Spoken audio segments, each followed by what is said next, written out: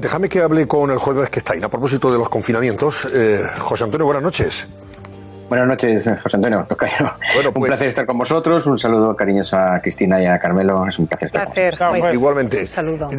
¿Qué opinas tú sobre esta controversia que se viene suscitando a propósito de decisiones administrativas que luego son revocadas por la justicia, por jueces? Caso de este pueblo, por ejemplo, valenciano, Benigami, o otros donde se ha dado esta circunstancia, o por ejemplo el caso de Madrid con el tabaco.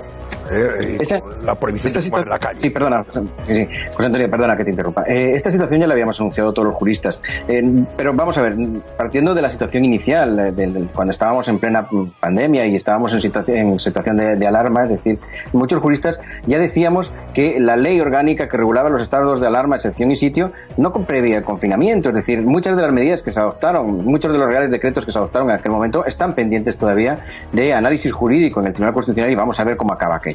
En aquel momento ya anunciamos todos los juristas que cuando se quitara el estado de alarma y fueran transferidas a las comunidades autónomas la capacidad para tomar decisiones en materia de sanidad, porque es su competencia, es decir, la sanidad, nos guste o no, es un derecho fundamental, pero en este país está transferida a las comunidades autónomas, que son las que gestionan y por lo tanto gestionan un derecho fundamental, nos encontrábamos con que cada comunidad autónoma iba a adoptar unas decisiones, iba a tomar una serie de medidas que no había ninguna ley que la regulara, porque la ley de emergencia sanitaria de 1986 en aquella época no podía prever la existencia de una pandemia como la actual. Nos encontramos que no hay una ley que regule esta situación y por lo tanto ante ese vacío legal, a falta de una legislación, pues cada juez iba a aplicar un poco la normativa en función de su criterio, de sus entendimientos, y nos íbamos a encontrar con esas resoluciones tan contradictorias entre un sitio y otro, en donde en unas mismas medidas ante un mismo supuesto, en unos lados han sido aprobadas y en otros no. Entonces, todo esto estaba previsto, todo esto era admisible y sobre todo es un poco por aquella diferente interpretación de una norma. No podemos olvidar una cuestión. La ley de emergencia sanitaria prevé medidas gravísimas como obligar a ingresar en un hospital y a imponer un tratamiento sanitario. Lo que ocurre es que siempre parece medado de forma individualizada, no para poblaciones enteras, y eso es lo que hace que se haya producido esta controversia y muchos jueces entienden que no es posible para comunidades o poblaciones enteras. Bueno, ¿y esto cómo se podía resolver o debe resolverse? Con una iniciativa del Gobierno de la Nación, o sea, que parta del Gobierno de la Nación, porque cada comunidad autónoma no puede estar legislando es que en por función suerte de la situación perimetral que sufre.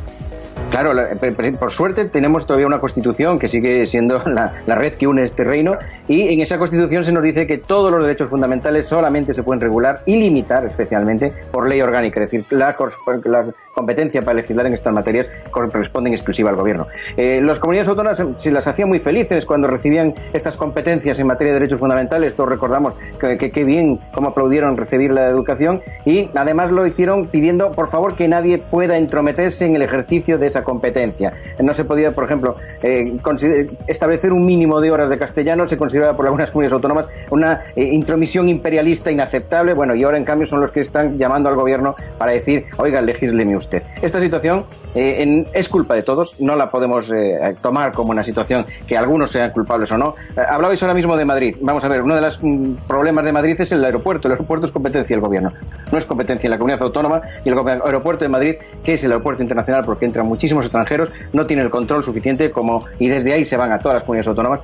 Ahí es uno de los problemas, y entonces el problema que tenemos en España básicamente es que no hay ni una coordinación ni una voluntariedad de coordinación, porque si todas las comunidades autónomas se coordinaran entre sí, otro gallo nos cantaría. Como eso no podemos contar con ello, la reforma de la ley sanitaria es urgente. Desde Galicia se ha mandado un proyecto, una propuesta por parte de la comunidad autónoma para que sea estudiada, y yo creo que es necesario a los jueces que nos pongan negro sobre blanco, porque nosotros no queremos ser legisladores, nosotros no queremos interpretar más allá de lo que está escrito en las normas. Lo que queremos es que nos den las herramientas que debemos de utilizar, las herramientas que podemos aprobar, y yo creo que si se establece una ley de emergencia sanitaria coordinada y al mismo tiempo que establezca coordinación y obligue a las comunidades autónomas limítrofes a coordinarse entre sí, declaraciones como la del señor García Paje serían de todo punto improcedentes, porque quería decirle, oiga, es que usted tiene un mecanismo legal para coordinarse con el de al lado, no lo critique, póngase a trabajar, que aquí estamos más a criticar que a ponernos a trabajar.